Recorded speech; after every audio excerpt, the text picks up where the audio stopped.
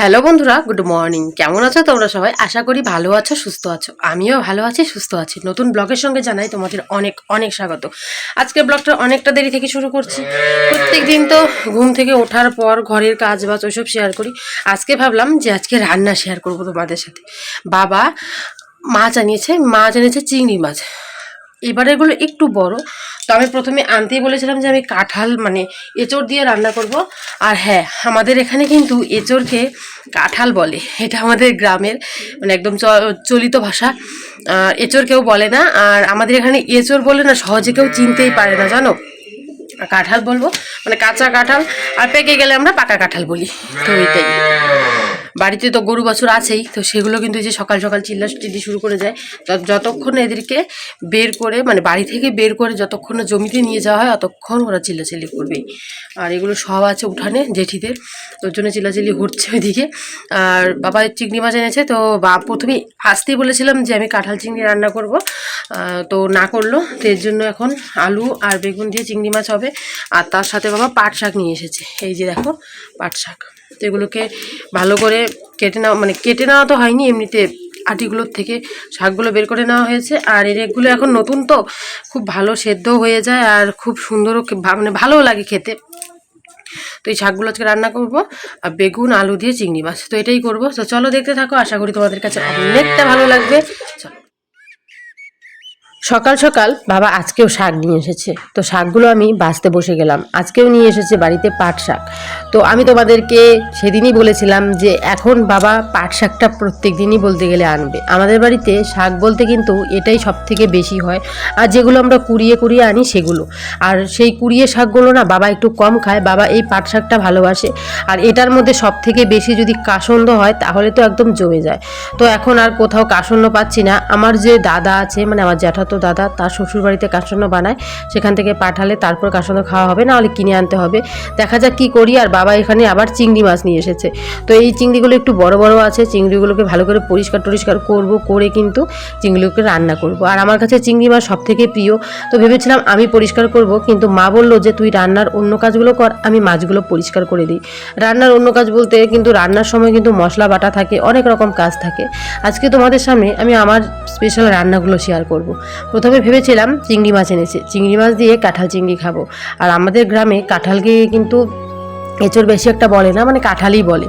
তো সেই কাঁঠাল চিংড়িটা ভেবেছিলাম রান্না করব, সেটা আর হলো না। কারণ আমার বাবা আর আমার ভাই একদমই কাঁঠাল চিংড়ি পছন্দ করে না। ওরা পছন্দ করে চিংড়ি মাছ দিয়ে আলু বেগুন দিয়ে একটা হালকা পাতলা চচ্চড়ি। তো সেটাই করব ভাবছি, কারণ আমার জন্য আর বার জন্য করলে তো হবে না।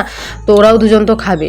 তো এদিকে কিন্তু ভাত বসিয়ে দিয়েছিলাম। আর ভাত বসিয়ে এখন একটা পাটের মানে নিয়ে নিয়েছি, অল্প একটু পাট নিয়ে নিয়েছি। নিয়ে যে চারপাশটাকে ভালো করে পরিষ্কার করে দিলাম। আর আমি প্রত্যেকদিন হাঁড়িটা যখন রান্না করি প্রায় সময়ই চেষ্টা করি পরিষ্কার করে দিতে, কখনো কখনো হয় না। তো এই যে পরিষ্কার হওয়ার পর কিন্তু দেখতে বেশ ভালোই লাগে।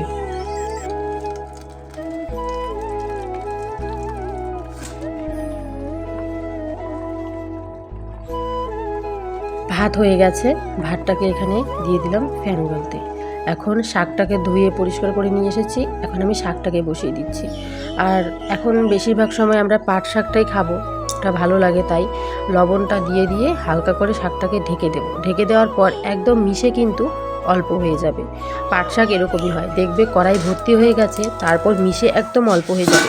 লবণটাকে আমি এটার সাথে মিশিয়ে দিইনি বলে তবুও দেখো মনে হচ্ছে শাক অনেকটা, কিন্তু জানো শাকটা একদমই বেশি হবে না। তো শাকটাকে ভালো করে লবণের সাথে মিশিয়ে দিয়ে তারপর কিন্তু কিছুক্ষণ আবার জাল দিয়ে নামিয়ে নিয়েছি। এদিকে নামিয়ে নিয়ে কড়াইয়ের মধ্যে তেল গরম করে কয়েকটা কাঁচা লঙ্কা দিয়ে দিয়েছি। এখন আমার শাকটা সম্বার দিতে হবে। তো কাঁচা লঙ্কাগুলো হালকা ভেজে নিয়ে এটার মধ্যে রসুন দেব। রসুনটাকে কিন্তু আমি শাক বসিয়েই কিন্তু ওই পাশে রসুনটাকে থেতো করে নিয়েছি, ছুলে থেতো করে নিয়েছি। তো ওটা দিয়ে দিলাম। আর শাকের মধ্যে আমরা একটু রসুন বেশি খাই, ভালো লাগে। তো শাকের মধ্যে তেলটাও বেশি খাই, কারণ শাক জিনিসটা ঝোল ঝোল হলে ভালো লাগে না, একটু তেল দিয়ে একটু তেল তেল হবে, তাহলে কিন্তু শাকটা ভালো লাগে। তো এদিকে কিন্তু এটাই করছি, মানে শাকটা দিয়ে দিয়ে হালকা করে নাড়ানাড়ি করছি। তো বেশিক্ষণ নাড়ানাড়ি করতে হবে না। আর শাকগুলোকে হালকা হালকা করে ছাড়িয়ে দিচ্ছি। পাট শাকগুলো দেখবে ছাড়িয়ে দিতে হয়, না হলে না একসাথে মিশে যায়, দলা পাকিয়ে যায়, তখন আর খেতে সেরকম ভালো লাগে না। তো এদিকে এখন একটা কাজ করব, সেটা হচ্ছে বাড়ির পেছন থেকে একটা সুপারির খোল নিয়ে এলাম। এটা দিয়ে না আমরা মশলা যখন বাটি পাটার সাইডগুলোকে পরিষ্কার করি। তো পাটাটাকে কিন্তু আমি একটু আগে রসুন বেটেছি, লঙ্কা বেটেছি, ওই কারণে পাটাটা নোংরা হয়ে গেছে। তো ওটাকে ধুয়ে কিন্তু ভালো করে পরিষ্কার করে রাখবো। আর এইগুলো দিয়ে কড়াই পরিষ্কার করা যায়, টেনে টেনে পরিষ্কার করা যায়, আর পাটা পরিষ্কার করা যায়, মানে যে শিল পাটা যেটা আছে, তো এটা ভালো করে পরিষ্কার করা যায়। এগুলো অনেকেই ব্যবহার করে আর অনেকেই ব্যবহার করে না। তো তোমরা যারা যারা গ্রামে আছো তারা জানোই অনেকে যে এটা কীভাবে ব্যবহার করতে হয়, আর যারা শহরে আছো তারা অনেকেই জানো না। তো আমি বলে দিচ্ছি, এটাকে কেটে তো এইভাবে কিন্তু আমি এটা 4-5টা করে নিলাম। তারপর কড়াইটাকে এটা দিয়ে মুছতে হয়, তাহলে না হাতেও গরম লাগে না, আর কড়াইটাও খুব সুন্দরভাবে মুছা যায়। তো এইগুলো কিন্তু এক একটা জিনিস, মানে এক একটা যে বানাচ্ছি ওগুলো এক একটা প্রায় 6-7 দিন চলে যায়, যদি আরও ভালো রাখা যায়, মানে যদি সবসময় ধুয়ে পরিষ্কার করা বা ধরো একটু শুকিয়ে টুকিয়ে রাখা যায়, তাহলে যায় প্রায় এক একটা প্রায় 7-8 দিনের উপরে চলে যায়, তখনও কিন্তু ভালো লাগে। তো এই যে আমার এদিকে হয়ে গেছে, এখন ওপাশে আমার শাকটা হয়ে গেছে। এখন এই থালাটার মধ্যে, এটা ছোট থালা, এটা হচ্ছে চুল দিয়ে কেনা হয়েছিল, মানে চুল দিয়ে তারপর থালাটা নেওয়া হয়েছিল। তো এই যে এই থালাটার মধ্যে নামিয়ে নিলাম। আর এখন করব এই যে চিংড়ি মাছগুলো ভাজতে হবে। তো চিংড়ি মাছটাকে আমি ভাজার জন্য প্রথমে কড়াইটা গরম করে নিয়ে কড়াইয়ের মধ্যে তেল দিয়ে দিয়েছি, দিয়ে ভালো করে নাড়ানাড়ি করে চিংড়ি মাছগুলো দিয়ে দিলাম।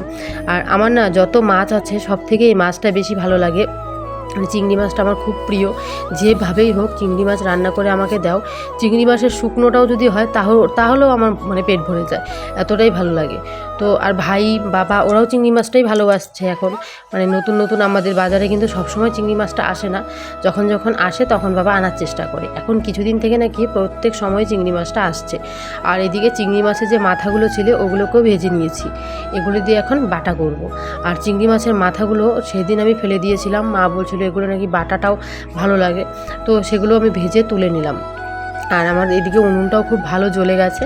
তো এখানে আমি কড়াইয়ের মধ্যে 2টো পেঁয়াজ কেটে নিয়ে এটাকে ভালো করে ভেজে যে সবজিগুলো কেটে নিয়েছি, আলু, বেগুন আর ডাঁটা, ওগুলোকে দিয়ে দেবো, দিয়ে ভালো করে নাড়ানাড়ি করব।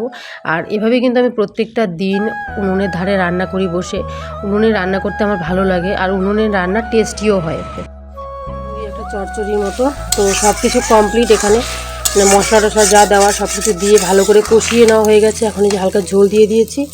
আর এই যে দেখো এখানে চিংড়ি মাছগুলো ভেজে রেখেছি, এই চিংড়ি মাছগুলোই এই যে তরকারিটাতে দেবো। আর চিংড়ি মাছের মাথা ছিল কয়েকটা, ওটা পেঁয়াজ লঙ্কা সব একসাথে বেটে নিয়েছি, এখন একটু তেলে ভাজবো। মাথাগুলোও কিন্তু প্রথমে ভেজে তারপরে যে বাটলাম, আর পেঁয়াজ লঙ্কা সব কিছু একসাথে বেটে এখন যেটা তৈরি, তারপরে এটাকে কিন্তু আবার ভাজতে হবে অল্প। আর এদিকে ঝোলটাও ঝোল না, এটা চচ্চড়ি, আমাদের ভাষায় এটাকে আমরা চচ্চড়ি বলি, আলু বেগুন দিয়ে চচ্চড়ি। তো এটা বসিয়েছি, রান্না কমপ্লিট। ওদিকে শাক করেছি। আর আমার কাছে চিংড়ি মাছ খেতে দারুণ লাগে, তো একটা আমি এখান থেকে ঠুকে দেবো, কারণ আমি চিংড়ি মাছ খুব প্রিয়। আর আমার এই চিংড়ি মাছগুলো দেখে না আমার খুব ইচ্ছে করছিল খেতে, মানে কাঁঠাল চিংড়ি খেতে।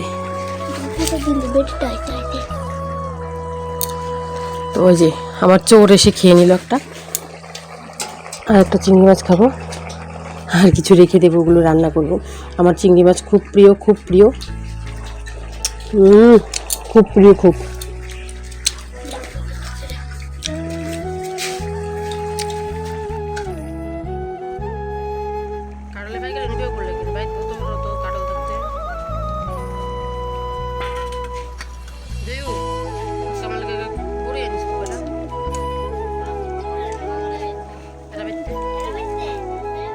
কমপ্লিট হয়ে গেছে, এখন সবাই মিলে খাওয়া দাওয়া করব। আর তোমরা দেখলেই কি রান্না করেছি, পাট শাক আর চিংড়ি মাছ দিয়ে আলু বেগুন দিয়ে চচ্চড়ি, আর চিংড়ি মাছের মাথাগুলো দিয়ে বাটা করেছি। সবার আগে বাবা খেয়ে গেছে, বাবা খেয়ে চলে গেছে বাইরে। এখন মা আর আমি ভাই খাবো। তার মধ্যে গরুটার শরীর ভালো না, তাই মা গরুটাকে চান করিয়ে দিচ্ছে। শরীর ভালো না বলতে আমাদের বাড়ির সামনে যে একটা সুপারি বাগান আছে, সেখান থেকে ঘাস তুলে খাওয়ানো হয়েছিল। তারপরের থেকে গরুটার পেটের অবস্থা ভালো না, আমার পেটটা প্রচুর খারাপ, 2 দিন থেকে এরকম হচ্ছে। গরুটাকে ওষুধও খাওয়ানো যাবে না, তার কারণ গরুটা প্রেগনেন্ট, তো তাই গরুটাকে ওষুধও খাওয়ানো যাবে না। বাবাকে বলা হয়েছিল বিচি কলা আনতে, আজকে বাবা খুঁজলো কিন্তু বাজারে বিচি কলাটা পেলো না। আমাদের যে কাছাকাছি যে বাজারটা আছে সব কিছু সবসময় পাওয়াই যায় না, তো পেলো না। তো বলছে যে কাল আমাদের এখানে বড় বাজার আছে, তো সেখান থেকে নাকি বিচি কলা নিয়ে আসবে। গরুর কিছু হলে না, মানে ওরা কিছু বলতে পারে না, খুব খারাপ লাগে। ওরা হচ্ছে মানে সহ্য করে কিভাবে কে জানে। আমরা তো হলে বিছানায় পড়ে যাই, বলতে পারি যে কি অসুবিধে হচ্ছে না হচ্ছে। দুদিন থেকে মানে প্রচুর পেটটা খারাপ, তো দুদিন থেকে এত অবস্থা খারাপ, গরুটা মনে হয় দুর্বল হয়ে গেছে। কালকে গরুটা ঠিকমতো হাঁটতে পারছে না, এতটাই তার শরীরটা দুর্বল। তো ডাক্তার খবর দেওয়া হয়েছিল, ডাক্তার বললো প্রেগনেন্ট তো বিচিকলা খাইয়ে দিলেই হবে, অন্য ওষুধ দেবে না। তো এখন কি করা যাবে, কালকে যদি বিচিকলাটা পাওয়া যায় তাহলে এনে তারপর খাওয়াতে হবে। তো এখন খাবো, প্রচুর খিদেও পেয়ে গেছে আমার, খাওয়া দাওয়া করবো। আর বাইরে প্রচুর রোদ আর প্রচুর গরমও লাগছে। আর তোমরা আমাকে একজন কমেন্ট করে বলেছো আমি নাকি অনেক ন্যাকামো করি, আমি নাকি ন্যাকামো করে করে কথা বলি। আচ্ছা তোমরা আমার কি ন্যাকামোটা দেখো, আমি কি স্টাইল মেরে কথা বলি তোমাদের সাথে, যে কোনো কিছু আমি কি এগুলো করি তোমরা বলো তো। যারা যারা আমি জানি, যারা আমাকে ভালোবাসো, তারা অনেকেই দেখো যে আমি সাধারণ যেরকম থাকি সেরকমভাবে ভিডিও করার চেষ্টা করি, যেরকমভাবে বাড়িতে থাকি। আমি আমার মনে হয় না যে আমি কখনো তোমাদের সামনে কোনো ন্যাকামো করেছি, কি বলবো। আর চলো রান্না টান্না হয়ে গেছে, খাওয়া দাওয়া করি, খাওয়া দাওয়া করে তারপর তোমাদের সাথে কথা বলবো। তো কালকে তো আমি দই বানিয়েছিলাম, মিষ্টি দই, জানি না এখন কী রকম আছে বা কেমন আছে ফ্রিজের ভিতরে। তো সারা রাত ফ্রিজ করিনি, প্রায় 2 ঘন্টা ফ্রিজ করে রেখেছিলাম, তারপর আবার এটাকে বন্ধ করে রেখেছিলাম, কারণ বৃষ্টি এসেছিল। তারপর আবার এই যে ফ্রিজ করা হয়েছে সকাল থেকে। তো এই দেখো দই, এই যে হচ্ছে দই, জানি না কেমন হয়েছে বা খাওয়া যাবে আদৌ কি না সেটাও জানি না। তো জীবনে প্রথমবার দই বানালাম। তো চলো 3টা বাটি বের করে নিই, তারপর দেখা যাক। এটা তো পুরো সেটে গেছে একদম, ওটার সাথে লেগে গেছে। আমার তো দেখে মনে হচ্ছে যে না দই ভালোই হবে।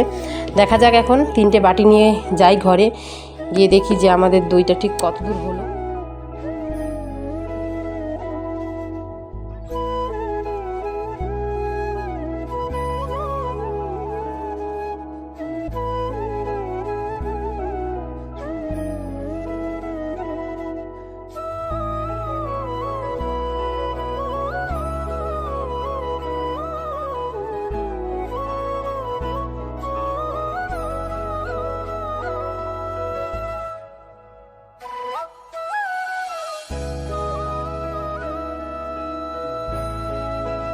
ছোট মামি আর বড় মামি আসছে আমাদের বাড়িতে। আর জানো আজকে এই টোটোটা কে চালিয়ে আসছে, সেটা হচ্ছে বোন, আমার বোন চালিয়ে আসছে। তো তাই আমাকে অনেক দূর থেকে ডাকলো, ডেকে বললো যে ভিডিও কর, আমি আসছি চালিয়ে, আর সেটা ইউটিউবে ছাড়বি।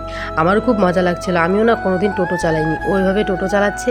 আর 2 মামি 2 সাইডে বসে আছে, আর এইদিকে সাইড যে আছে সে দাদা, তো সেও কিন্তু মানে তারই তো টোটো, সেও বসে আছে আর বোন চালাচ্ছে। সত্যি যখন যখন নতুন একটা জিনিস দেখা যায় তখন কিন্তু চালাতে ভালোই লাগে। আমিও যখন প্রথম প্রথম সাইকেল চালানো শিখেছি, আমার বাবা পিছনে বসে থাকতো, মানে আমার সবসময় ভয় লাগতো হয়তো সাইকেলটা হাত থেকে পড়ে যাবে। এখন আমি সেরকম সাইকেলটা ভালোই চালাতে পারি। আস্তে আস্তে যখন স্কুটি পাই, মানে আমার শ্বশুর বাড়িতে স্কুটি আছে, তো যখন স্কুটিটা সামনে পাই তখনও চালানোর চেষ্টা করি। তো মামিরা কিন্তু ওদিকে ব্যাংকে গেছে, ব্যাংকের থেকে আমাদের বাড়িতে ঢুকলো, চা খেলো, খেয়ে এখন বাড়ি চলে যাচ্ছে। আর এখনও কিন্তু সেই মানে টোটো চালক বোনই হয়, এখানে চালাচ্ছে। আর সত্যি দারুণ মজা লাগছিল আমারও দেখে। আর এদিকে কিন্তু আমার জ্যাঠাতো বোন যে আছে ছোটোটা, সে হচ্ছে ক্যামেরা করছে।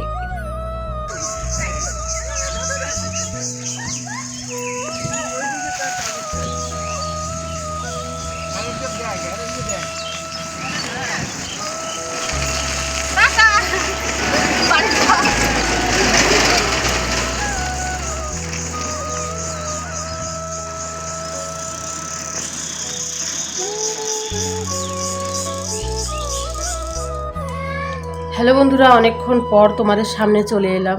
মন মেজাজ একটাও ভালো নেই, মানে কি বলবো, সারাদিন পেট ভরে খেতেও পর্যন্ত পাচ্ছি না, কোনো কিছুই ভালো লাগছে না, কোনো কাজ বাজ বলো কিছুই ভালো লাগছে না। দেখবে মনে শান্তি না থাকলে কিছুই ভালো লাগে না, একটা অসহ্য যন্ত্রণার মতো লাগছে, কি বলবো, মানে খুবই খারাপ লাগছে, মানে চোখের জলের দিনগুলো আমার যাচ্ছে, এরকম অবস্থা।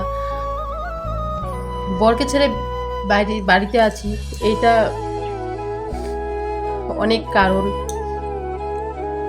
মনে এইটুকু শান্তি ছিল যে বর ফোন করতো, বরের সাথে কথা হতো, দিনে 3-4 বার হলেও ফোন করতো, কথা হতো, এটাই ভালো লাগতো যে ও ফোন করে কথা হয়, ও ভালো আছে, এটা আমি শুনতাম, ভালো লাগতো। এখন আজ প্রায় 7 দিন কোনো ফোন নেই, কোনো কথা নেই। সত্যি মনটা এতটাই খারাপ লাগছে, জানি না কি করছে, জানি না কেমন আছে, জানি না খেয়েছে কি না, জানি না কোথায় আছে, কি করছে, কার সঙ্গে আছে, কেমন আছে, কিচ্ছু জানি না। এখন বলি ব্যাপারটা কি, কেন ফোন করছে না? বা যেখানে কাজে গেছে তোমাদের আমি যখন এসেছি তখনই বলেছি যে অনেক দূরে একটা কাজ পেয়েছি। তো প্রথম যখন কাজটা পেয়েছি তখনই আমাকে বলেছিল যে ওখানে কাজে গেলে আমাকে বাড়িতে রেখে যাবে, আর ওখানে কাজে মানে ওই জায়গাটায় কাজ করতে গেলে অনেক কিছু সমস্যা আছে, পুরো একদম একটা মানে কী বলবো, এক সাইড পড়ে গেছে কাজটা। তো সেখানে প্রচুর সমস্যা আছে, বাজারঘাট কাছে নেই, দোকানপাট সামনে নেই, অনেক দূর দূর, যে কোনো একটা সমস্যা হলে সব কিছুই দূর দূর, ডাক্তার সব কিছুই দূর। তো তখন তবুও আমি ওকে মানে জ্বরের ওষুধ, কাশির ওষুধ, সর্দির ওষুধ, গ্যাসের ট্যাবলেট, মানে তারপর পেট খারাপের ওষুধ, ওগুলো আমি দিয়েছিলাম। তো ওগুলো তো আছেই ওর কাছে, তো ওটা নিয়ে আর সমস্যা নেই।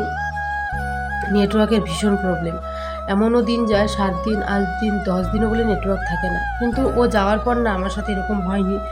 হ্যাঁ, একদিন হয়েছিল যে একদিন নেটওয়ার্ক ছিল না, তো পরের দিনই ফোন করেছিল। আর ওখানে নাকি মাঝে মধ্যে পাহাড়ের ধস নামে, তো সেই কারণে নাকি নেটওয়ার্ক বন্ধ হয়ে যায়। তো যেদিন আমাকে ফোন করেছিল সেদিনই বলেছিল যে হয়তো নেটওয়ার্ক বন্ধ হয়ে যাবে, কারণ কোথায় নাকি ধস নেমেছে। আর ওই সাইডটা মানে ওর একটা সাইড আছে, ওইখানে ধস নামলে নাকি ওরা যেখানে কাজ করে তার থেকে 2 কিলোমিটারের মধ্যে কিন্তু ধস আবার নামে। তো তখন বলেছিল কালকে রাতে ওই জায়গাটায় কালকে বলেছিল যে ওই জায়গাটার মধ্যে ধস নেমেছে, হয়তো আমাদের এদিকে ধস নামবে। যদি ওই জায়গাটা ধস নামে তাহলে ফোন করতে পারবো না, নেটওয়ার্ক থাকবে না, হয়তো 2 দিন। তো 2 দিন কথাটা শুনে না মনে হলো 2 দিন চলে যাবে, আমার কোনো ব্যাপার না। আজ 7 দিন, 7 দিন থেকে যোগাযোগ নেই, কোনো রকম যোগাযোগ করতে পারছি না। ভীষণ খারাপও লাগছে, কী করছে, কেমন আছে জানি না, কিচ্ছু জানি না জানো। ভীষণ খারাপ লাগছে, মনে কোনো রকম শান্তি লাগছে না। কি করছে, কেমন আছে, শরীর ভালো আছে কি না, খেয়েছে কি না তাও জানি না।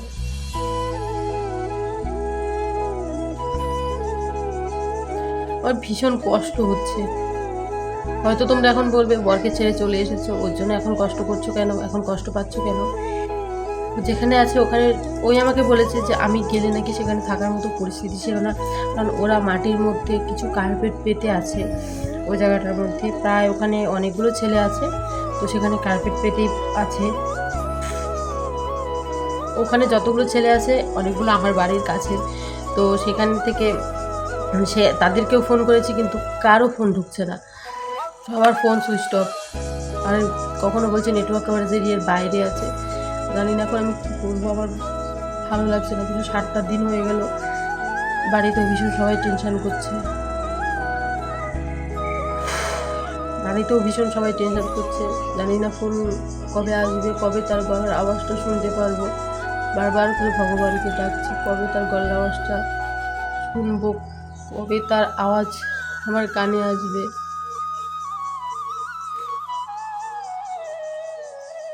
মন মেজাজ ভালো নয়, আর ভিডিওটা এগিয়ে নিয়ে যাব না। ভালো থেকো, সুস্থ থেকো সবাই, আর প্লিজ সবাই ভগবানের কাছে প্রার্থনা করো যেন ও সুস্থ থাকে, ভালো থাকে, এটাই চাই। চলো আজকে এখানেই রাখছি।